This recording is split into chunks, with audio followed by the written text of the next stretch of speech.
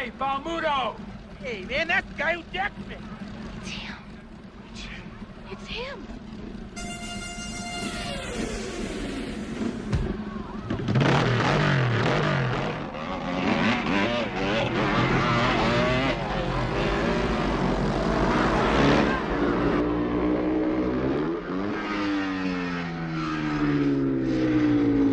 He's alive.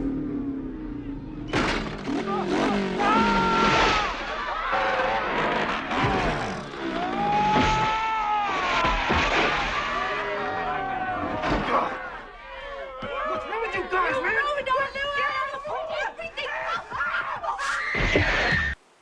And that's exactly how it would go down. The awesome 80s makes the jump. The other decades of the century try but fail. And then you got this stank-ass new millennium. How symbolic. Because this millennium seems it doesn't even try anymore. So like Balmudo, they don't even try to make the jump, yet they still somehow manage to fall in the fucking pool. Because the only way the 2000s could even attempt to make a jump is if there was a fucking shark in the pool. And if you didn't get my Happy's Days reference just now, chances are you're part of the problem.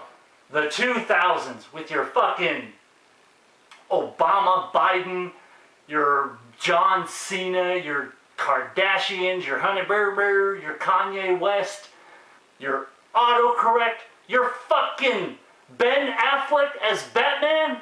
Don't think I wasn't going to weigh in on that. Oh, why is the 80s kind of guy weighing in on Batman though? There's a show in the 60s and then the cartoon in the 90s and then the movies of the 90s, and even though they were kind of lame, and then the Dark Knight and blah blah blah blah blah.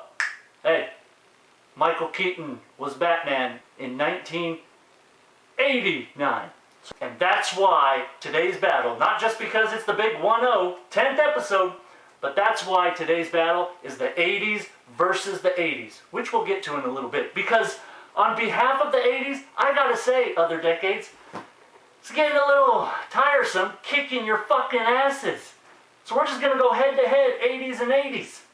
Because you're talking to the guy who even proved, decades later, that Grease 2 was actually better than its predecessor, contrary to extremely popular belief. Grease 2 was better, especially with that dumbass disgrace of a tribute to doo-wop at the end of the original.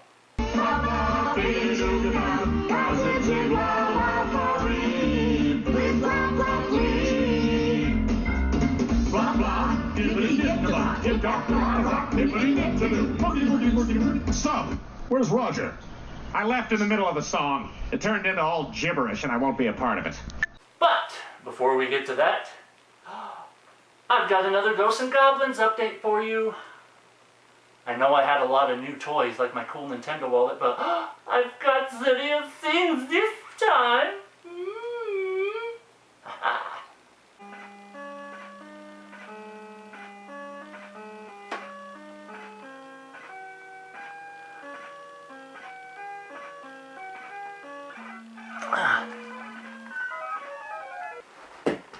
Son of a bitch, did you see that? 3 motherfuckers swarm on me at one time. The ogre's bad enough. The red demons are fucking hell on wheels no matter what game you play. And then the skeleton. They're not supposed to jump until you get to...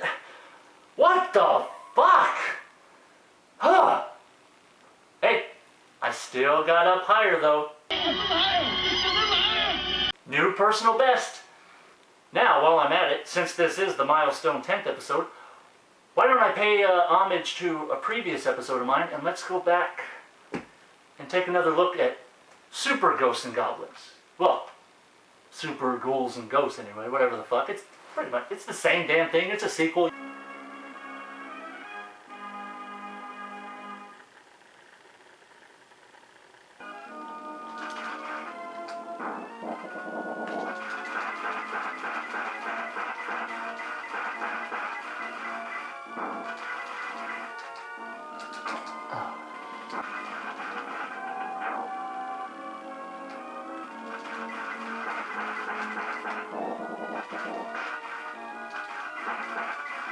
Here's a little trick that many of you may not know about this franchise is Holy shit, is this franchise of games fucking cruel to you.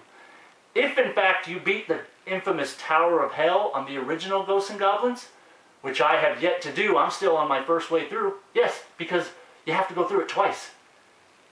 After you beat it, it says, oh, so, you know, the main boss so-and-so created an illusion, and oh, so now what you just did there wasn't real. Now you got to go all the way back to the beginning and start all the fuck over, beat it a second time, a little more difficult this time around. I still haven't gotten through it the first time. However, a buddy of mine and I, the guy you heard talking with me in the Ghosts and Goblins video, he and I together have gotten through the sequel. We went all the way there, and then we got knocked back, and then all the way back to the Tower of Hell once again. And then, to make things even worse, we've actually beaten the Tower of Hell twice, but we forgot to pick up the secret weapon that you're supposed to beat the new final boss with. So when we beat the Tower of Hell the second time, we got kicked back, thankfully not all the way back to the beginning, but back down to the bottom of the new Tower of Hell.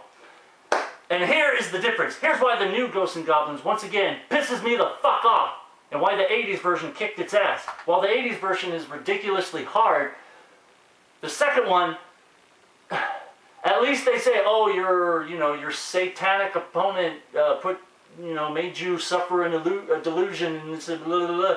This time around, the princess tells you, oh, hi, sweetie, to beat the final boss, you need a secret bracelet, and I lost it. Or no, she didn't lose it. I put it somewhere. I hid it somewhere, so you gotta go back through the game all over again. Go through the graveyard and experience the typhoons and the blizzards, tidal waves and everything, and sunken ship, and go on the raft and down the lava and all the other fucking shit because I hid the bracelet somewhere. Fuck you, bitch! At least the first time it was the enemy doing shit. You expect your enemy to be your enemy, but this bitch, first of all, this is not the first time she's been kidnapped, so she might have anticipated it was going to happen again. Which she did, because playing the sequel, I didn't know that there was a new final boss. I didn't know who he was, but the princess did, and she knew damn well that she had the bracelet that could defeat him. So why the fuck not let Arthur in on it and say, hey, just in case this ever happens again, this can defeat him. Let's put this in a secret place so they can't get it. But no! You fucking whore! You wait until you get kidnapped, and then you hide it. And then you wait till Arthur goes to fucking hell and back, I don't know how many times, and then gotta find the bracelet. Fuck you, bitch! You're officially not worth it! No more Ghosts and Goblins! I hate that whore. I have no interest in saving her ever again. Now, we're gonna talk about today's battles. 80s versus 80s, because believe it or not, the 80s actually somewhat did remakes of themselves. And now I'm going to pay homage to my very first video. We're going all the way back to He-Man. And today we have a very special guest to help us out. My favorite He-Man toy ever! Trapjaw. Of all the toys I owned in the 80s, this was the one. I remember having him well into 1994. Even when his legs broke off, I taped those some bitches up, and I guess that's a trademark of the toy. I mean, these legs are not entirely stable itself, just that little band holding them together. Oh, but I finally found another one of these. Now, let's talk about one He-Man remake. Masters of the Universe, a live-action movie of He-Man. That sounded exciting as hell. The live-action remake of He-Man, it sounded really good on paper. You see, the main thing this one has going for it is that new car smell, so to speak. Oh my gosh, look how Skeletor looks like. Live action, he's not a cartoon now. Oh, and Evil Lyn and Beastman, and if I recall, that's all the villains they actually had. They actually made live action this one, and then, oh, look how He-Man looks, look at this, look at that. But you know, that honestly wears off very quickly. And other than that, they didn't have all of the key characters, so it was kind of a letdown. And then to make up for that, they brought this new character in, this little troll fuck, and I gotta tell you, he was like Orko, who also wasn't in the film, Snarf, and the modern day Pikachu Snarf all rolled up into one. He is fucking annoying as hell. And he's a key character throughout the entire fucking movie. Because he holds this key or whatever that, get this, transports the Masters of the Universe into our universe. And I thought that might have been better saved for a cartoon. I mean, that would have been something new, a new gimmick for the cartoon. Fucking, for the live action, it's so unnecessary. We want to see what Grayskull looks like live action. And we want to see, like, you take, excuse me, Trap Joe. You take the cartoon we know and love and put it all live action. But then, you know, they kind of, oh, it's just like any other movie, but here's a little He-Man Masters of the Universe. Either way, even if you did it in a cartoon, it would have been tolerable for one 30-minute episode. But then you hype up this live-action movie, and the majority of it takes place in our world, and it just, I don't know, it feels so out of place. And, you know, I have complaints about how the new Sorceress looks. The Sorceress in this live-action movie kind of, hey, you. And you know what else felt really out of place? Now, I know, I gotta say this, but I'm nitpicking here, sure, but this was years before Friends, but it felt really weird. Not only to have Courtney Cox and fucking He-Man, she makes about as much sense in Masters of the Universe as, oh, I don't know, My Little Pony? But to have her, Courtney Cox, call someone else Monica. Yeah, I watched it as a kid, and I recently rewatched it for the sake of this video. It actually bored me both times. So, original He-Man definitely wins over that one. But in 1985, they made a movie called, and it was a cartoon, it wasn't the live action, this was actually She-Ra's debut, called The Secret of the Sword. Not only did they keep many of the elements of the cartoon, but they put He-Man in a different universe. He went to She-Ra's universe. He didn't come to ours, he went to She-Ra's. So that was actually something different, which, like, Masters of the Universe was going for, but missed the mark. And then you brought in the element of introducing She-Ra and the twin brother and the backstory and the new villains. And yes, this one was done right. So far, I think this is the only time that something that was remade somewhat in any way, shape, or form from the 80s was actually better than its original. I love me some He-Man, but I will take The Secret of the Sword over any amount of episodes of the original He-Man series. As much as I love the original He-Man series, my sister, for my 28th birthday, 28 years old, bought me Volume 1 of He-Man, and I love it. But The Secret of the Sword, that is a badass fucking movie. Love it. This is the first time you can say somebody beat the original thing from the 80s. But, oh, this is 80s versus 80s, so 80s wins anyway. Oh, and by the way, you 2002 He-Man fanboy douchebags, The Secret of the Sword is not about discovering what's inside the sword that gives it his power. There's no midichlorians, there's none of that bullshit. It's just that She-Ra has her own sword. There's one for each of the twins because they were destined for this. And you want to talk about soundtracks? Oh, check this shit out.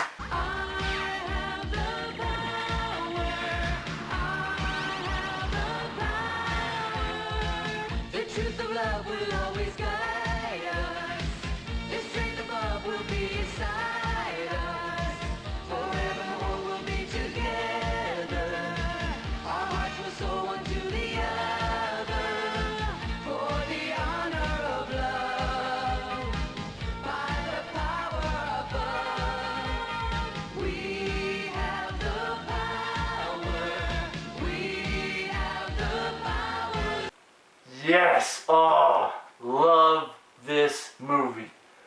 Now, I've got a another thing from the 80s to cover.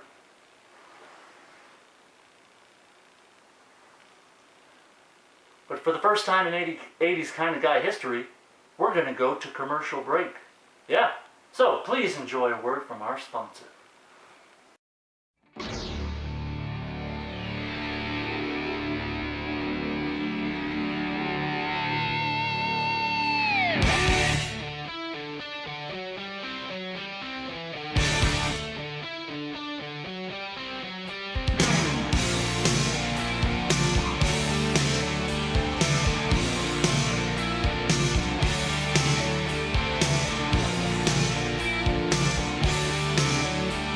Damn.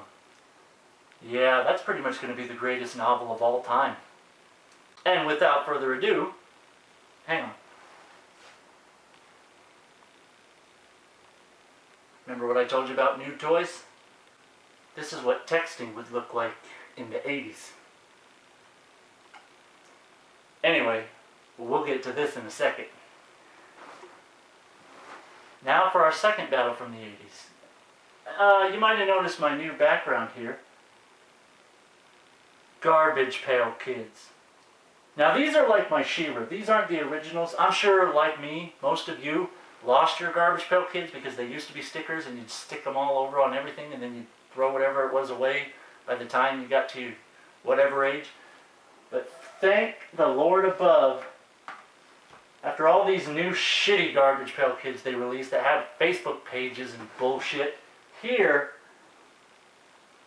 again, they're like my She-Ra. These particular cards weren't actually made in the 80s, but these are the 80s Garbage Pail Kid. You know, kids, they're remade.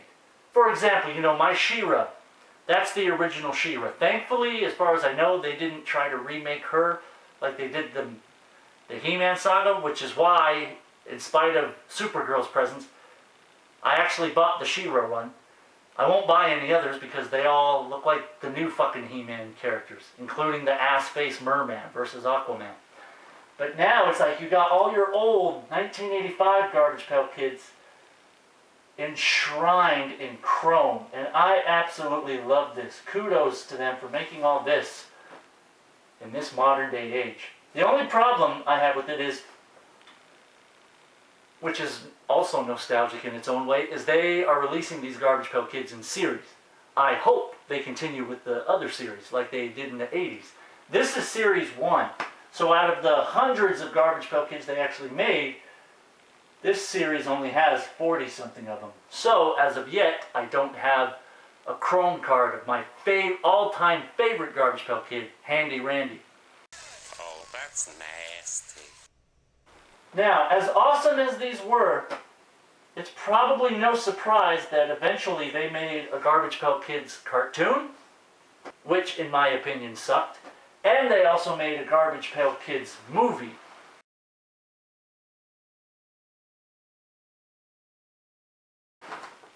I think the movie also sucked, but I already heard, what's his name, the nostalgic critic, already trashed the Garbage Pail Kids movie. So I'm not going to. While I was rewatching it recently, I actually took a lot of notes on everything that was wrong with it. But you know what? Fuck that. I give the cards the nod over both the cartoon and movies. However, I will say this about the Garbage Pail Kids movie. Even though the plot was kind of horrible and it evolved around sewing, it still had a couple good things going for it. Because again, when you have that live action aspect, well, let's compare it to Masters of the Universe. Because of the way the Garbage Pail Kids looked, the whole new car smell thing I spoke of didn't really wear off, at least not as quickly. And you know, here I am as an adult watching it, and even though plot-wise I think it's horrible, it actually kept my attention the entire way through. Masters of the Universe, I was bored watching it as a kid, and I was bored watching it now. The Garbage Pail Kids movie kept my attention the entire time. And another good thing about it, Tangerine.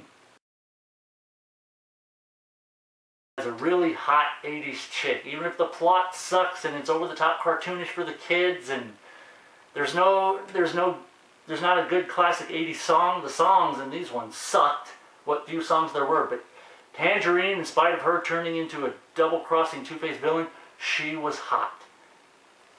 In fact,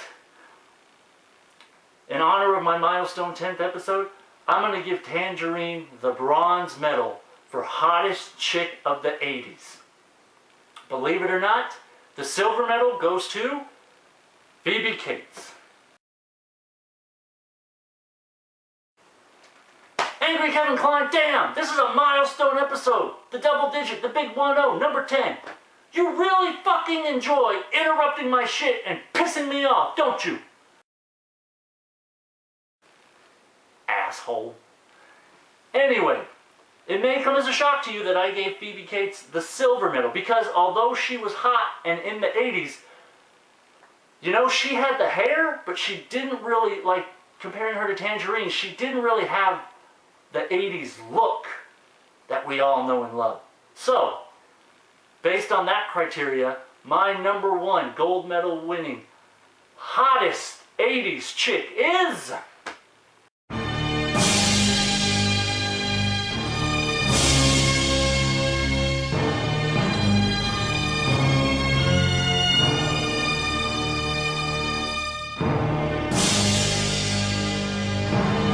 That's right, Miss Debbie Gibson. I always loved me some Phoebe Cates, but Debbie Gibson was actually kind of my heartthrob. Me and a friend were arguing over her in the late 80s. Oh, man.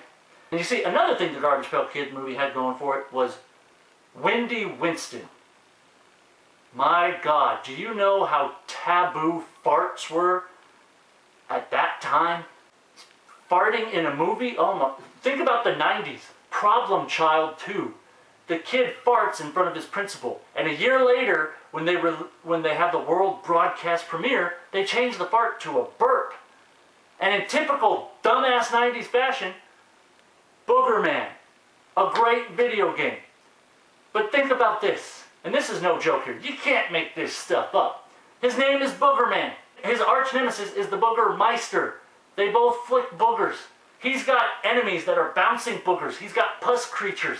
Scab creatures, all kinds of nasty shit. He flicks boogers, he swings from vines of snot, he spits, he farts, he burps. Some of his opponents freaking vomit on him and everything else, and yet when you read the instruction manual, the word fart was spelled F-R-R-T. Stupid ass fucking 90s. Oh, it's a fart, but we can't really say fart, so let's say furt. It's offensive. You've gone way beyond offensive with Booger Man. It's fucking Booger Man. You already done crossed the line of nastiness. At least the Garbage Pail Kids were unapologetic. Hey, we're nasty. This is Valerie Vomit. What does she do in the movie? Blech. This is Wendy Winston. He's windy because he farts. So what does he do in the movie? Several times? It was fucking awesome. And I know I just talked some mad shit about the 90s. And that reminds me, I got a buddy of mine, he's starting to argue with me away from the YouTube channel that the 90s are so great and I'm not giving them a fair shake and this and that and the other. So, you know what I decided for this video? I thought the record should be set straight for him. Which is why I arranged for an 80s icon to give him a phone call. Now, as I'm filming this, the call has already been made, so let me warn you ahead of time. I didn't realize just how good my camera was. It caught his phone number very, very well. So I've got some text covering it, and then later in the phone call, the screen is going to get pixelated because I don't want to go pasting his number all over the internet. But, other than that, enjoy my 90s kind of guy, the same fucking asshole who first suggested I watch Thundercats, so I don't feel the least bit sorry for what you're about to see. Get a phone call from a certain 80s icon.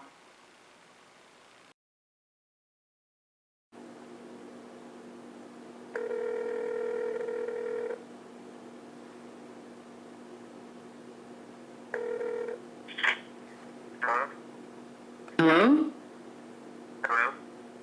How do you like the smell? Is it good? I'm sorry, I can't hear you.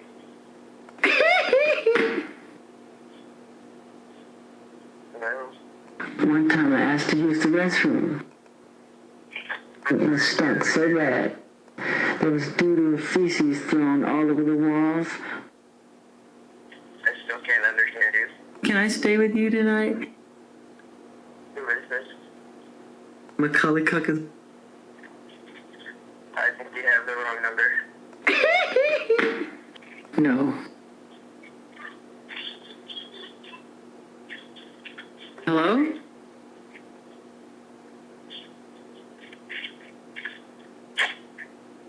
Well, how about this? Billie Jean is not my lover. She's just a girl who says that I am the one. But the kid is not my son. Hello? Does it smell good enough for you in there?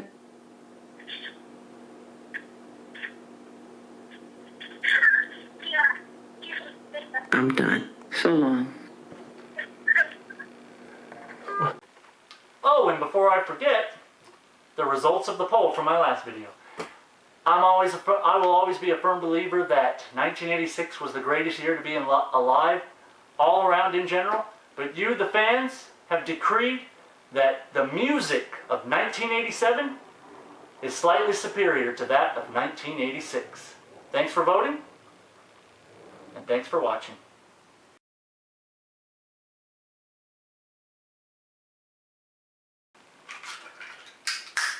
Yeah! Fuck you, new strawberry shortcake!